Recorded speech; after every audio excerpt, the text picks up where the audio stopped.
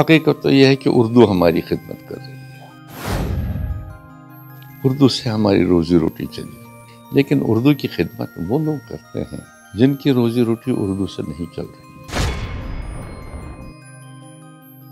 خوش آمدید ناظرین، ای ٹی وی کے اردو نشریات میں آپ کا استقبال ہے۔ اس وقت ہمارے ساتھ جموں کشمیر سے چل کر آئے ہوئے خاص مہمان موجود ہیں، پروفیسر زما آزردہ، جو جن کی مختلف کتابیں آ چکی ہیں، معروف انشائیہ نگار ہیں۔ سر، ای ٹی وی بھارت میں آپ کا خیر مقدم ہے۔ پہلا سوال سر یہ ہے کہ انشائیہ نگار ہیں اور ظاہر ہے کہ لوگ تجسس کی نگاہوں سے دیکھتے ہیں کہ کن موضوعات کا انتخاب کریں، کس طریقے سے اس فن میں طبع آزمائی کی جائے۔ جموں کشمیر کے ایک سٹیزن کی حیثیت سے، اردو کے ایک طالب علم کی حیثیت سے آپ کا شکریہ ادا کرنا چاہوں گا۔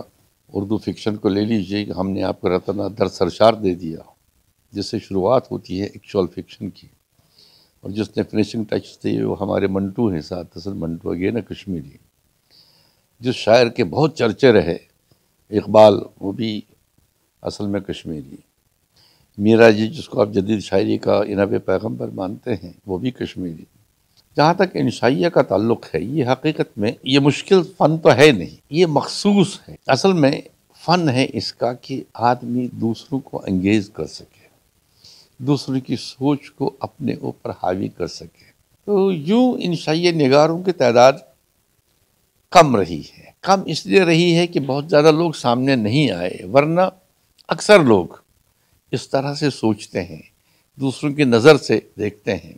کہیں ہم پہلے ہی یہ سوچ کے چلتے ہیں کہ اس چیز کو برا کہنا ہی کہنا ہے۔ یعنی لکھنے والوں میں بھی اکثر یہ ہوتا ہے کہ کچھ لوگ ایسے ہی وہ کیا کہنا چاہیے کہ وہ جھنڈا لے کے چلتے ہیں کہ سر، ایک اہم سوال یہ بھی ہے، چونکہ ظاہر ہے کہ آپ کو مختلف زبانوں کے حوالے سے ایک لمبا تجربہ حاصل ہے، اردو زبان کے فروغ کے لیے کیا ہونا چاہیے موجودہ دور میں؟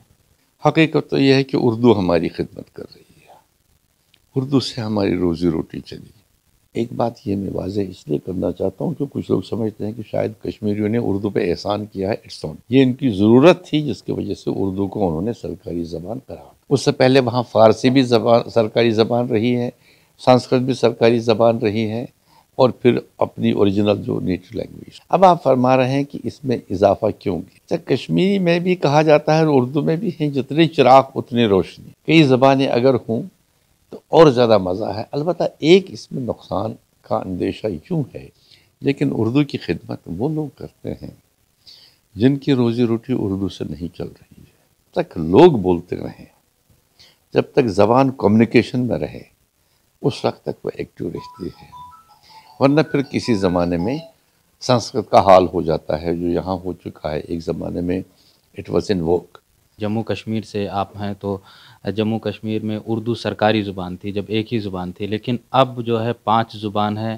جب ایک زبان تھی تب بھی اردو کی حالت اچھی نہیں تھی، اب جب 5 زبانیں آ گئی تو پھر اردو کی کیا حالت ہوگی؟ اصل میں اس وقت اردو کو اس لیے رکھا گیا سرکاری زبان کہ اگر ایسا نہ ہو تو ہم ایک پرٹیکولر لمٹ سے باہر گونگے ہوں گے۔ لداخی کی بات ہم سمجھ ہی نہیں سکتے جبکہ ہمارا ساتھی ہوگا۔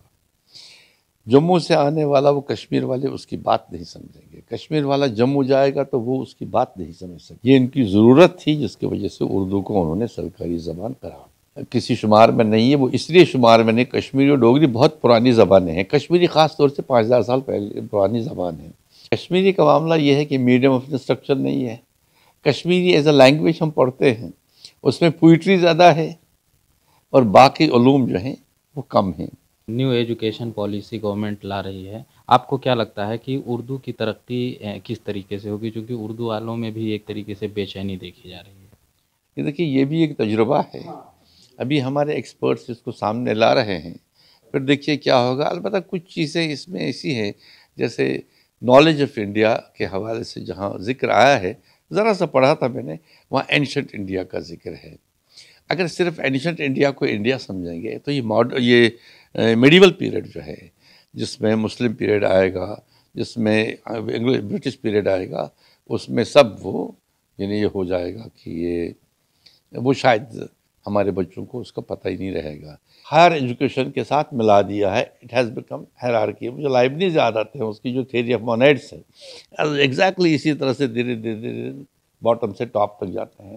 اور یہ بھی ہے کہ بیچ میں آپ کوئٹ کر سکتے ہیں. آپ جا کر کے 2 سال کوئی اور کام کرائے, کوئی اور سبجیکٹ پڑھائے, اس کے بعد پھر جوائن کریں گے. وہ ایک پازیٹیو اسپیکٹ ہے. ظاہر ہے کہ پروفیسر آزردہ جمع جو مختلف جن کی کتابیں آ چکی ہیں, مختلف میدان میں نمایاں کارکردگی انجام دیے ہیں. ETV سے انہوں نے اپنے رائے کا اظہار کیا اور مختلف سوالوں کا بے باکی سے جواب دیا. ETV بھارت کے لیے بنارس سے خورشید احمد.